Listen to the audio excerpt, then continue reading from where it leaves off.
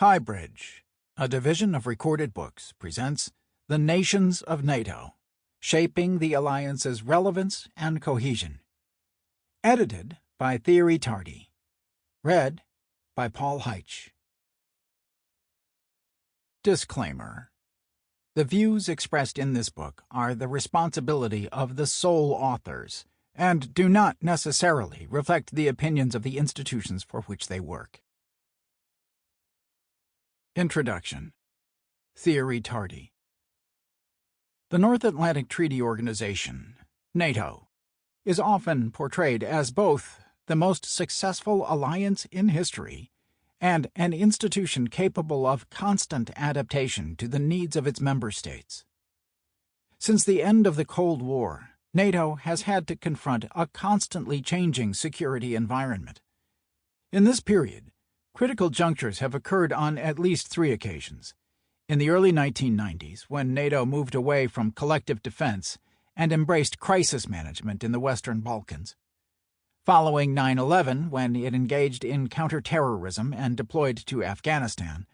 And, of course, in the 2 key moments of the 2014 Ukraine crisis, and then the 2022 Russian invasion of Ukraine, when NATO moved back to collective defense in response to a resurgent Russia. All of this was done alongside a major enlargement of the organization's membership, from 16 allies at the end of the Cold War to 30 by 2022. Debates about the relevance and cohesion of the alliance have accompanied this evolution. NATO's performance in the Western Balkans can be positively assessed against its peace enforcement and peace-building goals, but its record of promoting stability in Libya and Afghanistan is much more contentious. NATO has demonstrated its added value as a collective defense military alliance, yet its record as a crisis management actor or in counterterrorism is more nuanced. In addition, NATO cohesion has been affected by intra-Alliance politics and divergence among allies. The first months following the invasion of Ukraine by Russia on 24 February 2022 showed a strong cohesion of allies. Yet such cohesion has not always characterized the alliance. While NATO is ostensibly about shared interests and values, the past decade has shown up gaps at both levels. This was apparent not only throughout the term of President Trump, with Turkish President Erdogan, but also when considering the level of commitment of European allies to defense or examining eastern versus southern flank priorities. Whether the alliance is threatened from the outside or is being undermined from within has become an increasingly debated issue. These debates and questions go to the heart of how NATO functions. NATO is, first and foremost, an intergovernmental organization in which states define and implement policies. Understanding how the organization operates and how it defines its mission necessarily requires examination of its constituent parts, NATO's nations, in other words. This book thus provides a critical overview of NATO's current shape and evolution by looking at the policies of the Allies. It does so at the eve of Russia's invasion of Ukraine in February 2022, placing the research in the post-Cold War context up to the new critical juncture constituted by the Ukraine war. Through the presentation and analysis of the drivers, constraints, and specificities of national policies vis-à-vis the alliance, the book offers a conspectus of NATO's contemporary functions and challenges, and constitutes an important source of data for future research and comparative analysis. National policies towards NATO are analyzed by reference to 2 variables at the heart of NATO's evolving identity and role: alliance cohesion and NATO's relevance in the face of contemporary threats. How do allies strengthen or undermine NATO's cohesion? To what extent do their threat perceptions and policies overlap or diverge? In the same vein, how relevant is NATO to its member states, and how has such relevance evolved over time? How do allies' defense policies correlate with the NATO agenda so that the alliance is, or is perceived to be, relevant to national concerns and preferences? Conceptual framework. This volume is concerned with how NATO nations perceive the North Atlantic Alliance as responding to and furthering their security needs. It is about how central NATO's role is or should be for the Allies, and how far these states hold a common view of the alliance's purpose. Answers to these questions inform a view of NATO's relevance and cohesion. NATO's relevance. Relevance is understood as the congruence or alignment of NATO with its security environment. It draws on rationalist thinking by which international organizations are established by states to further a number of identified goals that can vary over time. Relevance results from the ability of the organization to deliver on these goals and to adapt to changing needs. Thus, just as alliances are about responding to existing threats, their relevance is also about adaptation to evolving and new threats. The expression of adaptation at the speed of relevance is largely used in NATO circles. Organizations that fail to adapt and to deliver on their member states' needs risk losing relevance. They may become obsolete or cease to exist as a consequence. Relevance is a subjective concept, constituted of material and immaterial elements, and as such is difficult to measure. Relevance can also vary from one member state to another based on different material circumstances or perceptions. It can also be area-specific. For example, an organization that has a multifaceted mandate can display relevance in one particular domain, but be less relevant in another. Applied to NATO, relevance relates to a mix of factors. As a military alliance, NATO is relevant to its member states so long as it provides an answer to their security concerns. Such concerns are differentiated. First, variations in threat assessment and in how the alliance should respond to the identified threats shape individual states' conceptions of NATO. Countries that have a clear Russian-focused agenda see the relevance of the alliance with different eyes to those that are looking southward. The relevance of NATO is arguably different for France compared to Poland, and for the United Kingdom compared to Romania. The United States, meanwhile, strikes a unique position among the Allies. Second, NATO's relevance depends on the propensity of states to develop or sustain the strategic culture that allows the alliance to effectively tackle contemporary threats. NATO can only be relevant if its members provide the resources necessary to sustain its activities as a politico-military alliance. This raises the issue not only of burden sharing and defense spending of allies, but also of their propensity to participate in NATO-led operations. Third, the evolution of NATO to embrace an ever wider spectrum of activities impacts the perception of the organization reference. Insofar as relevance is about responding to threats, the alliance's relevance may vary according to whether it does hardcore military defense, softer crisis management, cooperative security, or resilience building. NATO's cohesion. Alliance cohesion pertains to how much its members are able to hold it together. More specifically, it is about member states' shared interests and values and how these are articulated through NATO. Simply put, cohesion can be defined as the ability of member states to agree on goals, strategy, and tactics, and coordinate activity directed towards those ends. It is a function of the distance between individual member interests and the collective alliance interest. The narrower that gap, the greater the cohesion. Cohesion is essential insofar as it reflects a sense of states' convergence that the organization embodies. As such, NATO cohesion reflects how much states agree on what threatens them and how much the alliance is perceived as an appropriate response to these threats.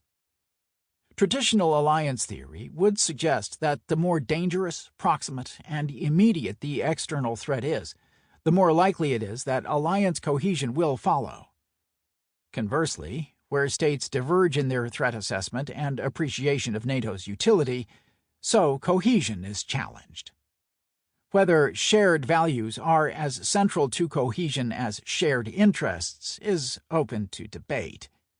In the aftermath of the Cold War, the transformation and endurance of the alliance in the absence of a major threat was, in part, explained by the existence of shared values among states grouped together in a security community. Today's alliance's narrative continues to regard shared values as a central feature of the organization's identity, and the resurgence of strategic competition has called for renewed partnership with like-minded countries, which implies a value-based approach. The reality of intra-alliance politics is, however, more complex, and, as this book will show, the importance of values to the cohesion of the alliance may not be that obvious. Two dimensions are to be considered when looking at shared values in relation to cohesion. The first is the extent to which allies agree on core political principles, including a commitment to democracy, the rule of law, individual liberties, and civilian control of the military. Cohesion is correlated with the degree of convergence on these issues. A state or group of states that diverges from the rest of the alliance on these principles undermines cohesion. A second dimension relates to domestic debates and how far political leaders, parties, or public opinion adhere to what NATO is and does. Those states that have strong anti-NATO political parties or sentiments are the most likely to affect the alliance cohesion. In the immediate aftermath of Russia's invasion of Ukraine on 24 February 2022, the alliance's cohesion was clearly strengthened, in accordance with traditional alliance theory establishing a correlation between cohesion and the proximity of the threat. Yet, in the decade preceding the strategic shock constituted by Russia's invasion of Ukraine, the alliance's cohesion had been recurrently undermined. At least 4 sets of issues can be noted. The first is how the Trump administration positioned itself towards NATO and the transatlantic relationship. Recurrent statements by the U.S. president on NATO and related security guarantees weakened the alliance, as it called into question its credibility and triggered fears of abandonment among the most NATO-dependent allies. Second, the burden-sharing debate, and with it the level of financial commitment of European states to the alliance and the related U.S. mounting impatience, also comes as an explanatory factor of an undermined cohesion. Third, alliance cohesion has been weakened by divergences among allies about threat assessment and how central NATO should be in tackling such threats. This has been reflected in the so-called East-South debate, whereby NATO priorities should be Russian-centered or more southward-looking based on the type of threats identified. In this context, Turkey's distance from NATO values and divergences between Western countries and Turkey on both interests and values, as well as statements critical of NATO by the French president, have contributed to challenging the cohesion of the organization. Finally, at the domestic level, alliance cohesion has also been affected by the rise of populist and nationalist narratives, leading to intra-NATO rivalry, foreign policy posturing, and a weakened trust. National policies. At the two levels of cohesion and relevance, national policies play an instrumental role, and this connection provides the main justification for this volume. Fundamentally, NATO being an intergovernmental organization, its development is shaped by its members. Alliance cohesion and relevance, in other words, derive from how the allies perceive the organization, commit to and act through it, and behave in accordance with its constitutive principles. The United States obviously shapes the alliance's trajectory more than any other ally. It has determined NATO's major initiatives over the past 20 years, most notably at the point of the 3 aforementioned critical junctures: 1990s crisis management, post-9/11 adaptation, and the post-2014 re-embrace of collective defense. Yet, the United States has also shaken the alliance by dragging it to the Afghan theater and by questioning NATO's relevance and cohesion throughout the Trump years. Allies like France or Turkey also play significant and, at times, disruptive roles within the alliance. Both countries have been key contributors to NATO operations and activities, but their foreign policy orientations and strategic cultures can also run contrary to NATO's organizational culture or agenda. The United Kingdom, meanwhile, is, with the United States, a central pillar of the alliance. Its engagement with NATO has only grown stronger in the post-Brexit context, as the organization is the main, or even exclusive, multilateral framework of the British defense policy. On the alliance's eastern flank, the Baltic states, Poland and Romania, have played an important role in the post-2014 and, since February 2022, shift back to collective defense. They have also pushed for the centrality of this core task in response to Russia, which they see as an existential threat to their own integrity. Looking south, Italy or Spain have tried to attract the alliance to their own southern periphery, with limited results so far. In between, countries like Germany or those of Northern Europe, Denmark, the Netherlands, or Norway are largely aligned with the United States. Germany has a pivotal role. It embodies a certain European reticence on the use of force, but at the same time is one of NATO's cohesion builders through its inclusive approach and a position that tries to reconcile NATO and the European Union, EU, defense identities. It is the political cultures and actions of these states that shape NATO's relevance and cohesion in an interdependent manner. Strong cohesion within the alliance positively impacts upon its relevance, while a lack of cohesion is likely to undermine it.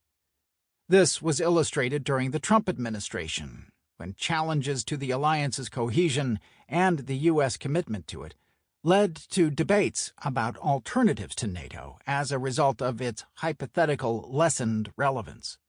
Reciprocally, the perceived relevance of the alliance shapes its cohesion as much as divergences among allies about the relevance of the organization, or its level of adaptation to new threats, for example, are likely to impact negatively its cohesion. As an example, the perceived relevance of NATO to deter Russia on the eastern flank creates a degree of cohesion among allies that is more difficult to see when looking at the southern flank.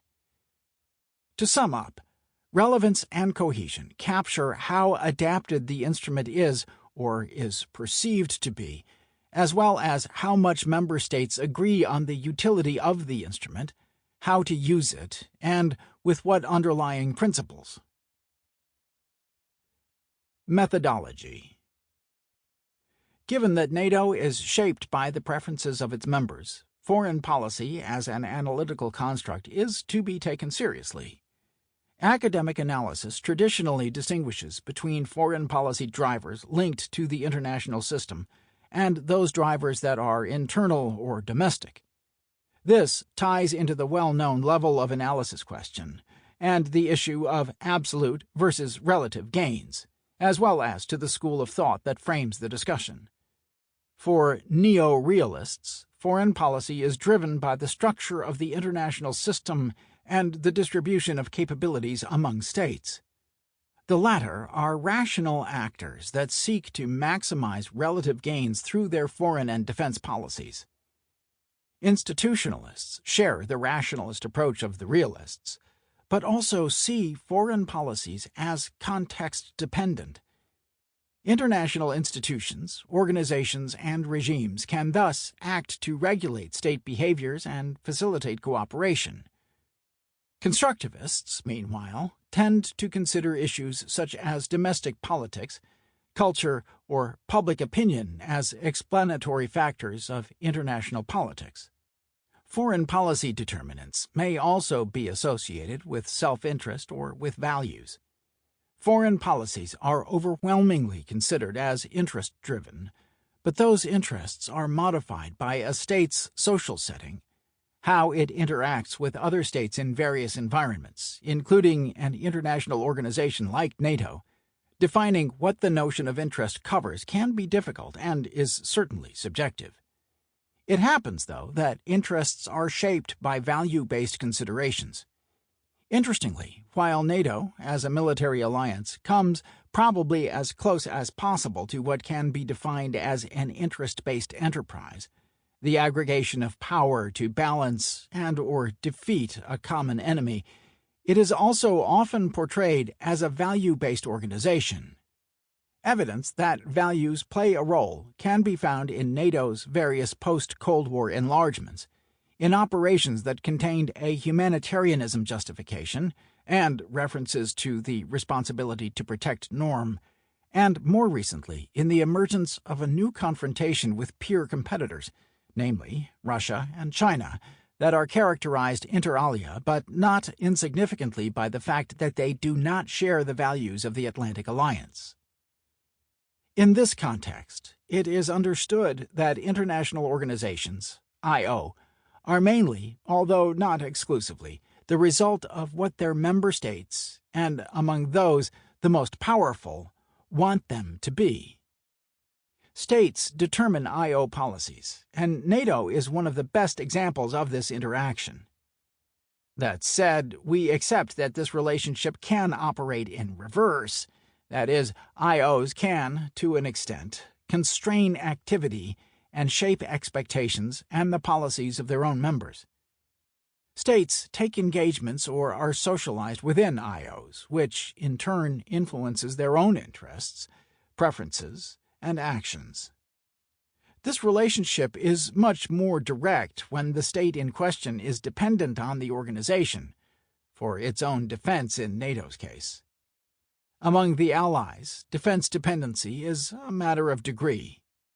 U.S., British, French, or Turkish defense policies are arguably less permeable to NATO influence than their Latvian, Polish, or Romanian equivalents. In this volume, we take the state as our principal level of analysis, rather than the international system, but do not prejudge whether foreign policy choices are externally or internally driven, or whether they are interest-based or value-based. We believe that foreign policy choices may result from a variety of determinants, endogenous and exogenous, drawing on interests and on values that come into play in sequence or simultaneously. Any NATO member state's policy vis-à-vis the alliance may combine such a variety of determinants, although some may trump others and some may be essential for certain allies and non-essential for others. One aim of this book is to examine these determinants and to infer from them the alliance's key features.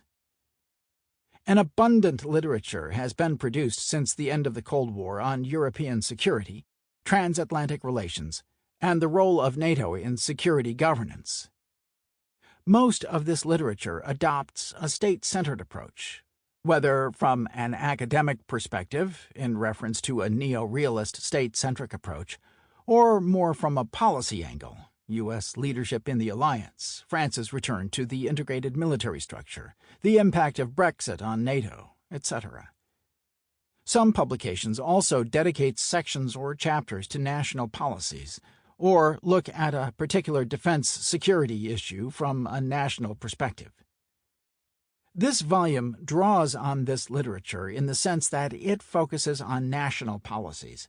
However, it proceeds differently, as it looks at the policies of the NATO nations in a sequential and systematic manner, dedicating individual chapters to either a single ally or to a small cluster of allies. This translates into a comprehensive overview of national policies and how they impact NATO, providing data for comparative analysis and future research on NATO and its members. The chapters of this book examine national policies through a broad foreign policy analysis, FPA, framework. FPA aims to understand the sources of conduct of states in international affairs, the significance of foreign policy decision-making, the role that state and non-state actors have within the overall distinctive process, as well as the influence of institutional and social factors in shaping foreign policy. It is interested in actors, processes, issues, instruments, context, and outputs that are interrelated and constitute a foreign policy system in action. This framework assumes a certain degree of state-centrism in how NATO is characterized as an intergovernmental organization, and thus the way in which its member states shape the alliance. Equally, in looking at foreign policies, we assume that the national level is of principal importance.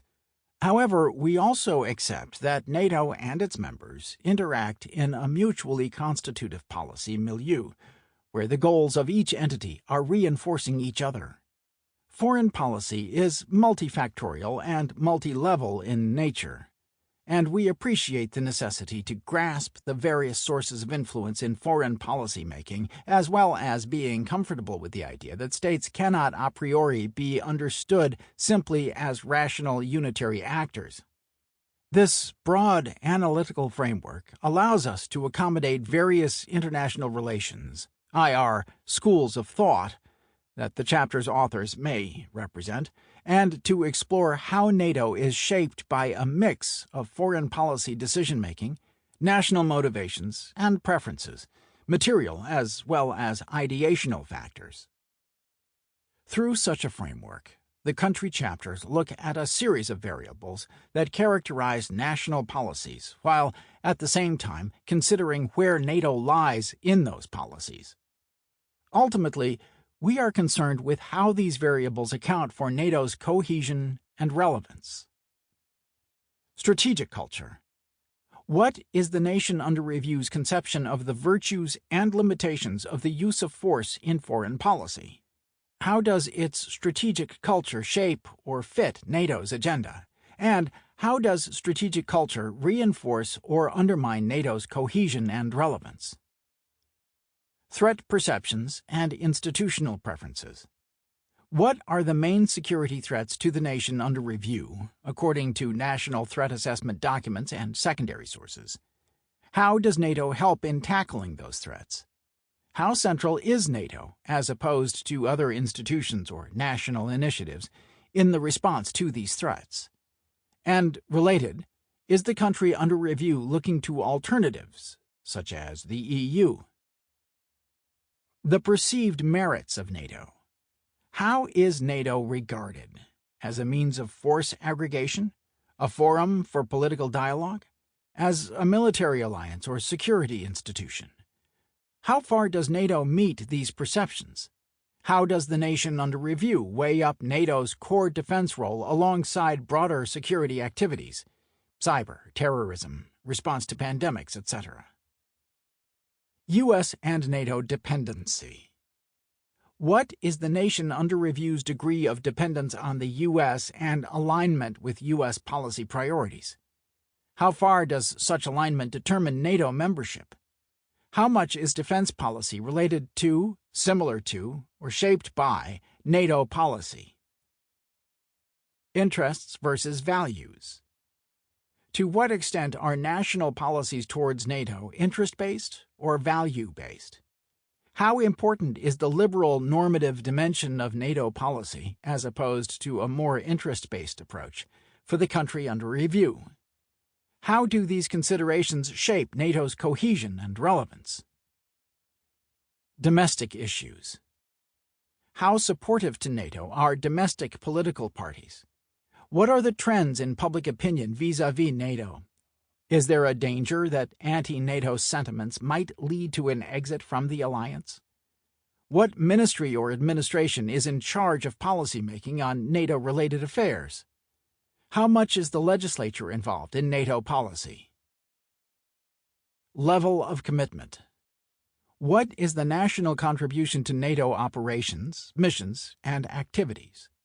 How is the ally in question performing in terms of defense spending in relation to NATO's defense investment pledge, and how active is the nation in NATO's policy development? Future challenges. How does the country under review... Sample complete. Ready to continue?